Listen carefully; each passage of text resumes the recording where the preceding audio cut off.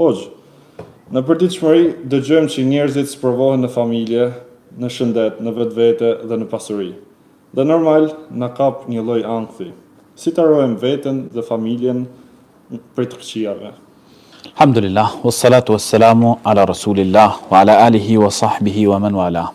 E vërtetë është që ne në përditshmëri përballemi me situata të tilla. Pra, dëgjojmë ndoshta fatkeqësinë e dikujt pra i bi fatkeqësi, dikush tjetër sprovohet pasuri në familje.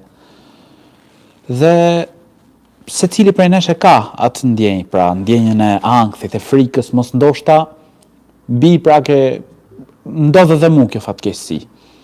Islami është fe që i ka përfshi gjithçka. Dhe patjetër edhe për këtë lloj ankthi që ndjen njerëzit, edhe për këtë frikë, pra që dikush e ndjen mos ndoshta i ndodh atij, Islami e ka përgjigjen.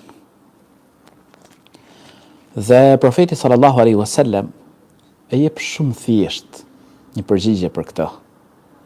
Thot në një hadith: "Sana'i'ul ma'rufi taqi masari'a as-su' wal afat wal halakat."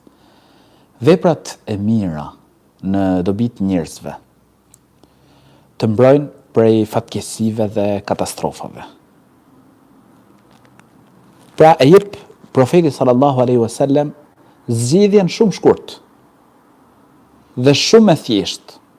Pra nëse njeriu do të mbrohet nga të këqijat, nga fatkeqësitë, pra një prej formave është me ju ndihmu të tjerëve, me ju gjend të tjerëve.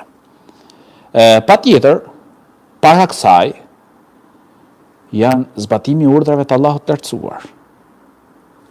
Namazi është shkak dhe mburoj. Ne kemi për shembull, kush e fal namazin e sabahut, është mbrojtën e Allahut. Dhikri i mëngjesit, dhikri i mbrëmjes, lutje të ndryshme që ne bëjmë, duaja, e mbron dhe ruan njeriu prej të këqijave.